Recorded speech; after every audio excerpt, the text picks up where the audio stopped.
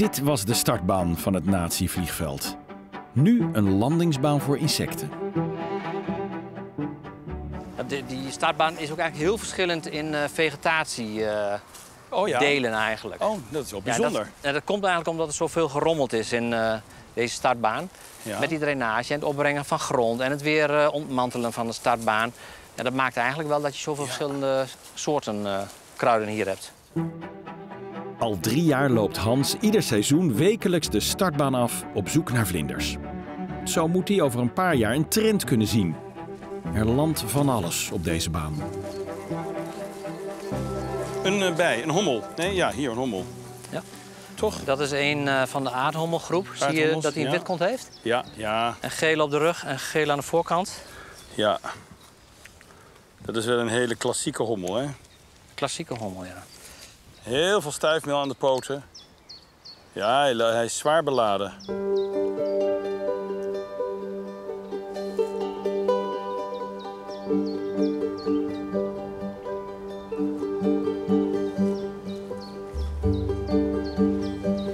Sint-Janskruid, bloeiend. Kijk, dat is ook een aardhommel. Ja. Wordt genoteerd. Kakelvers bruin zandoogje. Nou, hopen dat hij even... Ja, hij zit daar. Ga eens even iets drinken, jongen. Ja.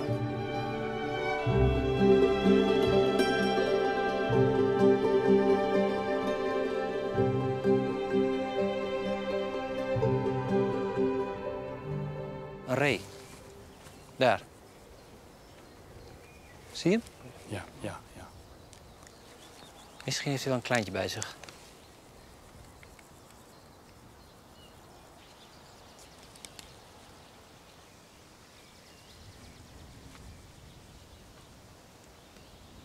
Bek open. Voor de warmte, denk ik. De bek open. Ja. Op te hijgen. Oh, hier. Ach, nee, ja, ja, ja. Ja, dat is ook een bruin zandoogje. Hierheen, oké. Razendsnel. Dat is een gamma-vlinder. Gamma-uiltje, sorry.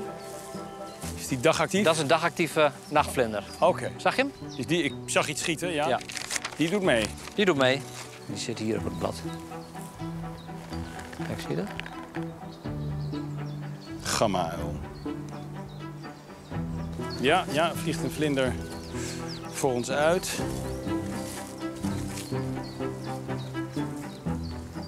We hadden hier nog een zwartspriet. Oh, die zit er nog steeds. Kijk, hier bij mijn bovenkant pen.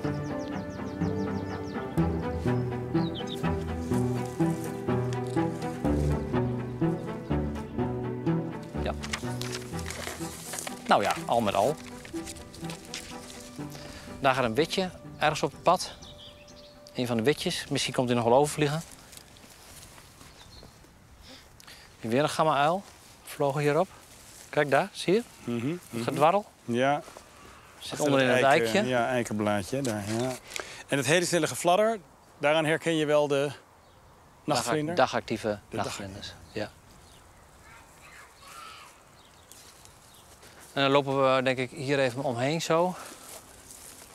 Oké, dit is wil. Ik ga even naar het wilgenroosje kijken. Dit is wilgenroosje.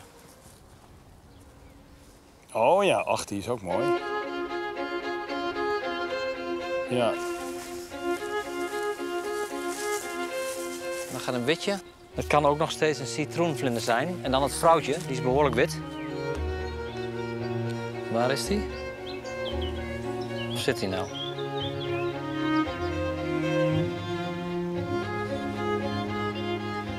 Het is een klein geaderd witje. Ik zie daar een akkerhommel.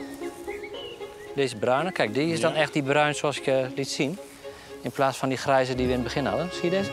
Ja.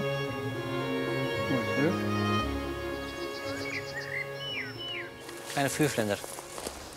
Ja, heel goed, heel goed. Kleine vuurvlinder. We naderen nu het einde van de start- en landingsbaan, hè? Ja, dit is het einde van de startbaan. De meningen zijn verdeeld of hier ooit een vliegtuig heeft geland. Ja. Dan wel opgestegen.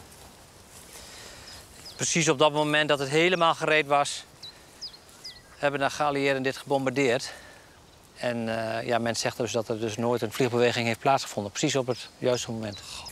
Absurditeit van de oorlog.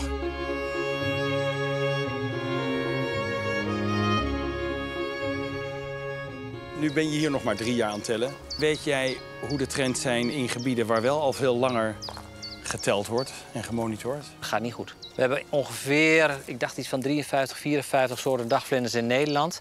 Nou, de afgelopen 50 jaar zijn we er al 20 kwijtgeraakt. 20 uitgestorven in Nederland. 10 staan op de lijst om uit te gaan sterven. Gentiaan, blauwtje bijvoorbeeld, grote vuurvlinder. Als we niks doen, ja, dan raken we die allemaal kwijt. Dus over het algemeen gaat het niet goed. Nee, dat is meer dan 50% is of kwetsbaar, of bedreigd, of ernstig bedreigd. Nou ja, geeft ook wel het belang aan van dit soort terreinen. Zo'n oude startbaan Zeker. uit de Tweede Wereldoorlog die nu dan natuur is geworden. Ja. En waar beheer gericht is op het in stand houden van dit soort soorten. Ja, voor zowel ook de flora natuurlijk, in stand houden van die bijzondere flora die hier groeit. En daarmee komen die bijzondere vlinders, bijzondere insecten en eigenlijk alle fauna wat daarbij hoort. Ja. Dus dat zijn hele belangrijke stukken. Ja. Ja. Nou, dit is het keerpunt, hè? Dit is het keerpunt. Afduwen en eindoefening. terug. Dan kunnen we weer terug. Ja. Oh, je gaat toch helemaal in militaire termen praten? Ja. Eindoefening.